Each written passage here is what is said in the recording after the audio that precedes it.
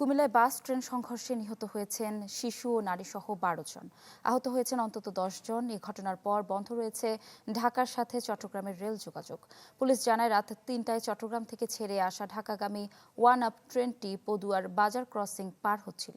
এ সময় চাঁপাইনবাবগঞ্জ থেকে চট্টগ্রামগামী একটি বাস লাইনের ওপর এসে পড়ে। সংঘর্ষ হয় ট্রেনের সাথে। এ সময় বাসটিকে প্রায় ১ কিলোমিটার টেনে নিয়ে যায় ট্রেনটি। ঘটনাস্থলে পৌঁছে উদ্ধার কাজ চালাচ্ছে ফায়ার সার্ভিস ও পুলিশ। আহত অন্তত ১০ জনকে উদ্ধার করে কুমিল্লা মেডিকেল কলেজ হাসপাতালে ভর্তি করা হয়েছে। যাত্রীদের অভিযোগ, রেলগেটের সিগন্যাল ম্যানের অবহেলায় হয়েছে এ দুর্ঘটনা। হতাহত আরও বাড়তে পারে বলে জানায় ফায়ার সার্ভিস।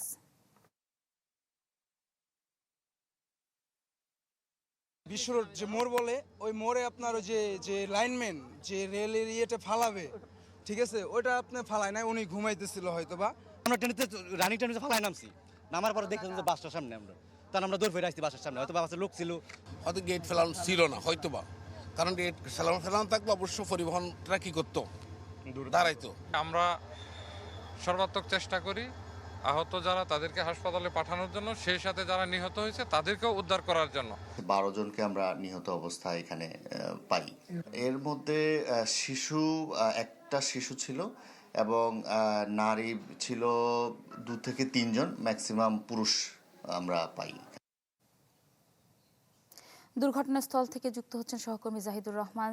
জাহিদ, আমাদেরকে এই বিষয়ে বিস্তারিত জানাবেন, কিভাবে ঘটলো সবকিছু?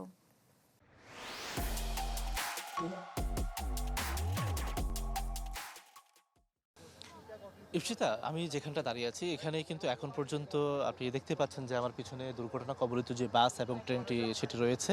তো রাত ৩টার দিকে যখন এই ট্রেনটি ঢাকার উদ্দেশ্যে যাচ্ছিল, ঠিক এই সময় এখানের যে পদুয়ার বাজার এলাকা, সেখানে কিন্তু আমরা দেখেছি যে সেখানে স্থানীয় লোকজনও কিন্তু বলেছেন যে এখানে লাইনম্যান ছিল না এবং সিগন্যাল না থাকার কারণে বাসটি কিন্তু রেল লাইনের মধ্যে ঢুকে পড়ে। এরপরেই কিন্তু এই ভয়াবহ দুর্ঘটনা ঘটে এবং যেখানটা দাঁড়িয়েছে পদুয়ার বাজার যে ঘটনাস্থল, সেখান থেকে কিন্তু ১ কিলোমিটার উত্তর দিকে এই বাসটিকে নিয়ে আসা হয়েছে এবং এখানে আসার পর তাৎক্ষণিকভাবে স্থানীয় লোকজন এবং ট্রেনের যারা যাত্রী তারাও কিন্তু নেমে উদ্ধার কাজে অংশ নেয়। খবর পেয়ে ফায়ার সার্ভিস, পুলিশ এবং সেনাবাহিনীর সদস্যরাও আমরা দেখেছি যে রাতে এখানে এসেছেন এবং উদ্ধার কার্যক্রম চালিয়েছেন। প্রথম দিকে তারা কিন্তু আমাদেরকে জানিয়েছে যে এই দুর্ঘটনায় ৭ জন নিহত হয়েছেন, কিন্তু পরবর্তীতে আমরা কুমিল্লা মেডিকেল কলেজ হাসপাতাল সেখানে গিয়েছি এবং চিকিৎসকের কাছ থেকে এবং নিশ্চিত হয়েছে যে সেখানে এই দুর্ঘটনায় ১২ জন নিহত হয়েছে এবং এর মধ্যে রয়েছে ৭ জন পুরুষ এবং ৩ জন শিশু, ২ জন নারী। তো আসলে তাদের পরিচয় আমরা জানার চেষ্টা করেছিলাম, ২ জনের পরিচয় ইতিমধ্যে আমরা নিশ্চিত হয়েছি এবং অপর যে ১০ জন তাদের পরিচয় কিন্তু এখন পর্যন্ত পাওয়া যায়নি এবং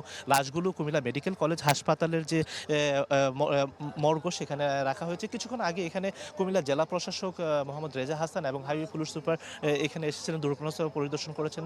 তিনি বলেছেন যে এই দুর্ঘটনা তদন্তে ২টি পৃথক কমিটি গঠন করা হয়েছে এবং তারা আসলে কমিটি রিপোর্ট দেওয়ার পরে আসলে তারা দুর্ঘটনার যে কারণ সেটা জানা যাবে। তো এর বাইরে আরেকটি তথ্য জানিয়ে রাখি, এই দুর্ঘটনার ফলে কিন্তু এই যে ঢাকা চট্টগ্রাম রেলপথ সেটা কিন্তু বন্ধ হয়ে আছে এবং পৃথক ২টি লাইনই কিন্তু আসলে আপ লাইন এবং ডাউন লাইন দুটোই কিন্তু বন্ধ, যে কারণে বিভিন্ন স্টেশনে কিন্তু রেল যোগাযোগ বিচ্ছিন্ন অবস্থা রয়েছে এবং রিলিফ ট্রেন আমরা যেটা জেনেছি যে কিছুক্ষণ আগে রাখাউড়া যে জংশন রয়েছে সেখান থেকে রওনা হয়েছে, হয়তো আরও আধা ঘন্টা পর এখানে এসে পৌঁছার পর উদ্ধার কার্যক্রম এখানে সম্পন্ন হবে। তারপরে মূলত আসলে জানা যাবে যে কখন নাগাদ এই উদ্ধার কার্যক্রম শেষ হবে এবং তারপরে তো আসলে আমরা পরবর্তী সংবাদ আরও বিস্তারিত তথ্য জানাতে পারবো। তো এই ছিল এখান থেকে সর্বশেষ ইফসিতা।